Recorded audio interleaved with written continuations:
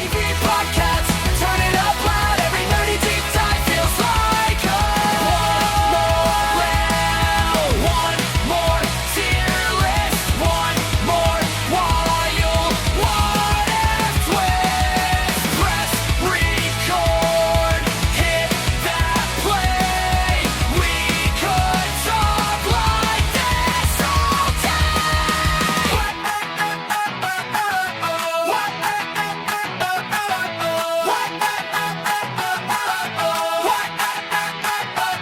Scotty V podcast, superhero talk. Hit play once now, you can't log off. Hey, from the MCU to the DCU stars, we're saving hot takes, not just worlds from afar. Scotty V podcast, turn it up loud. Every nerdy deep dive feels like a crowd.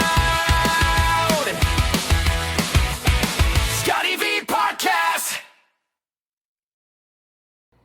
Hey everybody, welcome to another episode of the Scotty V podcast and another video of the road to Avengers Doomsday. This week we're going to be talking about Sam Raimi's Spider-Man 3, since Tobey Maguire is confirmed to be in Avengers Doomsday. We're going to watch the Spider-Man 3 trailer and then go on to the review like we've done in the past 2 weeks. So let's watch this trailer and I want to hear your thoughts as well. Boom. These trailers in the 2000s were epic.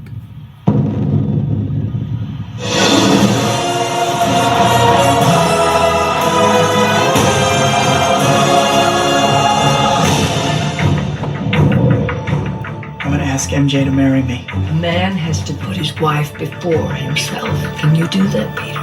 Yeah, I think I can. We have some new information. This is your uncle's actual killer. We lost his trail 2 days ago.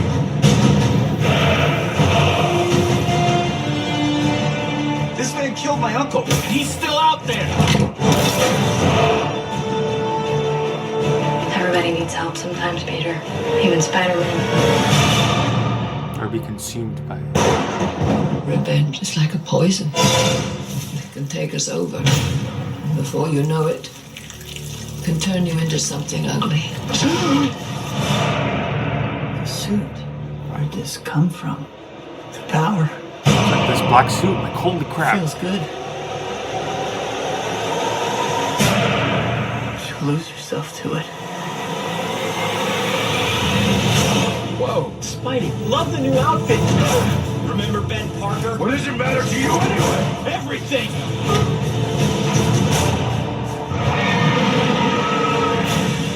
Do you want to push me away? Why would I want to push you away? I love you. You knew this was coming, Pete. I didn't kill your father. What's happening?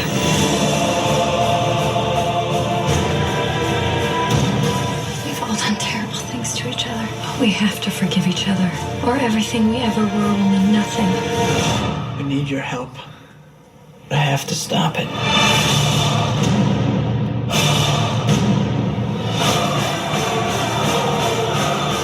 This could be the end of Spider-Man.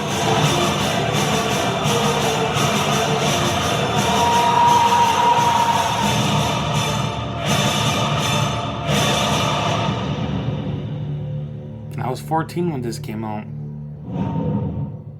Turning 14, I was still 13. So good. Anyways, we're going to go on to the review portion of this video. Thank you so much, and let's get to the review. Alright everybody, so today is another Spider-Man release day. Today it's Spider-Man 3, so let's talk about Spider-Man 3. When Spider-Man 3 came out, it was so overhyped, like you wouldn't believe. Like, it's the greatest battle lies within. You can see the tag right there. We were going to get the introduction of the black suit, which we see here. Venom was going to be in it. Sandman, villains that we've never seen before.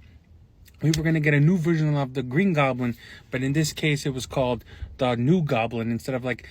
I thought they were going to go with Hobgoblin, but Hobgoblin is like a yellow. But anyways, with that said and done, basically the movie opens up with the ending of Spider-Man 2. Spider-Man swinging, but Spider-Man's in Times Square, and he's just watching this stuff going down, and kids are watching. Everybody's fun. Everyone's like in love with Spider-Man. He has the girl. He has everything he ever wanted. But his best friend knows that he killed his father in the first Spider-Man movie, which we all know, which wasn't the case. He actually killed himself. So then they have this whole big battle, which the fight was actually well choreographed. It was very well done. I was very happy with that scene, and the pumpkin bombs, and Peter's like, oh, I hate those things, and he was just in his suit. At the end of it, Peter won the fight, and Harry Osborn hit his head, went to the hospital in the ER, thought he was dead, but he didn't die. And then he kind of forgot everything, and Peter's like, oh great, he forgot, whatever. Let's go to the story of Sandman now. Sandman is actually convicted of a murder, because we know in the film that Flint Marko was the one that actually killed Ben Parker and not the other guy, and he's running away from the cops because he broke out of prison. He was stealing money to save his daughter's life, because his daughter's sick and he had no money. Where they lived in like some apartment with the train, so the apartment was always shaking, so they didn't have the ability to come up with the funds to help the daughter Penny, which kind of broke my heart, because I don't have any kids, but if I were to have kids, I would do anything for my kids to get them the best health care I can possibly get. So the police end up finding him, but then he's still running, and he falls into a particles accelerator, which turned him into sand. And that's it for Sandman for now. And then after Spider-Man swings through the city, and Gwen Stacy is also introduced in this film. She's doing some like modeling gig, and she ends up falling off the building. And then how do you survive that? Like, I don't get it. Like, crane like smashing into the building, and just everything is just falling apart. So I don't know what was going on there, but Spider-Man came, saved the day. The choreography in this film was like phenomenal. I love it. Story not so much, but I understood the story. Nowadays it's a meme fest now, but now everybody loves it because now it's a classic. He saves Gwen Stacy, and then Gwen Stacy and the city decide to give Spider-Man the key to the city. And he does something that he shouldn't have done. He done an upside down kiss with Gwen Stacy. Mary Jane was there pissed off because she just recently got let go because she sucks. And then Spider-Man goes fight Sandman, and the whole fight scene there which was pretty cool. First time Spider-Man and Sandman were interacting, and Spider-Man just has sand all over. So he's like, where do all these guys come from? Which makes sense. Where do all these guys come from? So with that said and done, he finds out that Flint Marko, the one he fought the first time, was actually the murderer, like I said before. And he gets all pissed off, and he's wondering what the hell's going on. In the beginning of the film, when Peter and MJ were in love, the symbiote actually crashed on Earth, which I forgot to mention. So the symbiote actually attached to Peter's bike, and then is in his house, basically. So Peter's having nightmares about his uncle dying, and Flint Marko doing it on purpose. He wants to get him. So the symbiote actually attaches to Peter Parker, and then you get the black suit, and you got one of the best scores out there. And he goes to Dr. Connors. He figures out what the symbiote does. Sandman and Spider-Man have another fight, and Spider-Man basically comes up top thinking he killed Sandman. Obviously just used his weakness, turned him into mud. And then you can see the symbiote slowly changing him, all his anger and aggression and hate, which is all coming out because of the black suit, which is pretty cool. It was a different take on the symbiote suit, so that was pretty cool.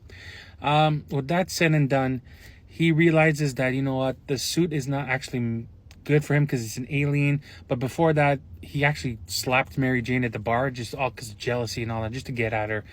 So he just realizes, you know what, it's over and done with. It's time to get rid of the suit. He goes to the bell tower, takes the suit completely off. Eddie Brock is there because Peter Parker actually ruined Eddie Brock's career, because he had every right to, because Eddie Brock is a snake and a liar. So with that, he gets rid of the suit. Eddie Brock had him to be at the church asking Jesus to kill Peter Parker, which, well, I don't know, why would you do that? Then Eddie Brock ended up getting the symbiote himself, got Venom, teamed up with Sandman because Sandman came back. A whole big fight. Got the Harry Osborn, ended up realizing, you know what, Spider-Man is my friend and I gotta help him because he's about to get his ass kicked. And Harry ended up helping Peter, almost on the verge of death. But yeah, Spider-Man and Venom was very short-lived. The thing is, I didn't like how Venom died, and Peter's reaction was so slow. He threw the pumpkin bomb to Venom, and then Eddie Brock just kind of jumped on. He's like, ah! And then you see Skull and Peter Parker is just standing there like, no, Eddie! Whatever. It is what it is. A lot of cool action shit, overstuffed with villains, but because Spider-Man No Way Home retconned everything and actually made everything better, so now it's not too bad. Is it my favorite in the trilogy? No, but I like Spider-Man 2 a little bit better, but I love the whole symbiote thing and how it changed Peter Parker and how he was dancing on the street. It was pretty funny. So overall, not the best in the trilogy, but I still enjoy it. I still like this whole symbiote storyline and Venom. They should have used Venom for Spider-Man 4. They should have just had Peter throughout the whole film. Once he got the symbiote, just kept it on for at least a movie or so, and then get rid of it and then introduce Venom. But yeah, with that said and done, thank you so much for watching. Next week, we're going to do The Amazing Spider-Man, and then also going to do my X-Men. I'm going to start doing X-Men reviews, which if you saw my video before. Thank you for everybody who's watching my pick one origin film from each row. I really appreciate it. Thank you so much for watching. I'll see you in the next one. And also, I'm going to do my X-Men 97 on Wednesday when it comes up. All right, guys. See you soon. Be good. Take care. See you in the next one. Thank you to everybody who stick to the end of this video. Make sure you like, follow, and subscribe. Share this video wherever you're watching this video. I really appreciate it. I'll see you in the next one. Be good. Podcast, turn it up loud.